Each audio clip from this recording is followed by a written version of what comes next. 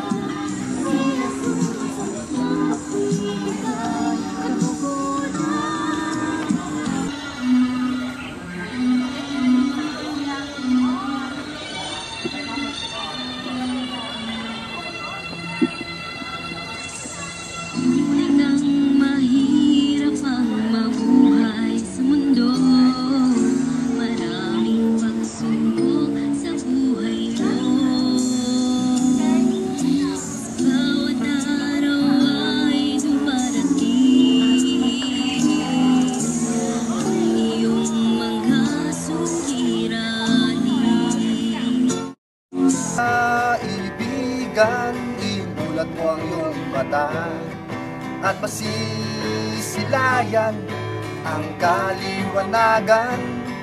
Huwag kang magbulag-bulagan, huwag kang magbingi-bingihan sa katotohanan na si Kristo ang tanging daan.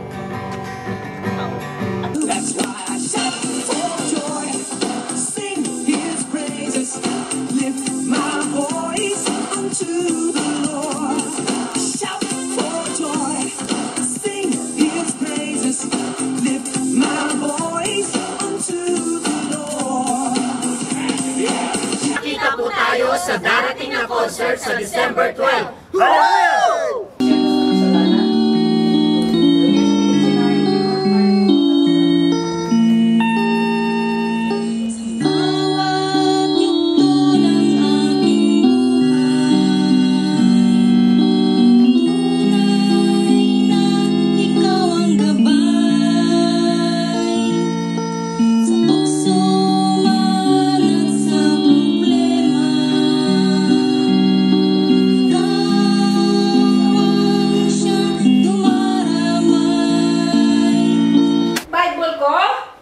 I don't know, ikaw ang nagtabi. Eh dito ko lang nilagay yun eh. Pangitaan ba diya? Bakit ba hinahanap mo? Nandun yung ticket ko. Ticket para saan? Bakit? Uwi ka na ba ng Pinas? Hindi pa. Nandun yung ticket ko sa concert. Ah, yun ba? Hanapin niyo po, baka di ka makapasok sa concert. Basta ako nakatabi ng ticket ko.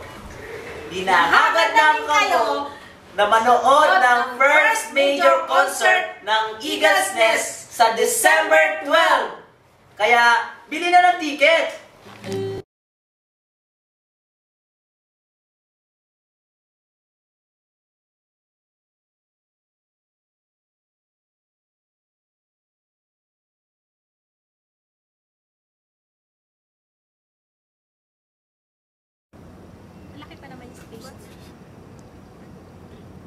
Magkita-kita po tayo sa darating na concert sa December 12. Hallelujah! Ready, one. Lakas mo. So, 1, 2, ready, go. Jo, anong petsa na ba ngayon? November 23. Ano ka ba? Pati petsa, nakakalimutan mo na. Eh di malapit na. Ang ali. Ito yung mga lipstick na pinili mo sa akin. Oh, mayroon pala eh. Yung ganyan, no? Nakita ko na. Lavender. Ang gandang lavender.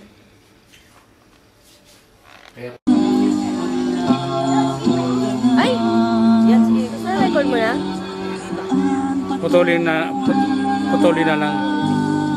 Magkakaiba-iba sa pananalain. Ang bibig naman ay isang langit rin. Ang hanap ng bawat puso siya ating purihin. Ibig natin mag-isa rin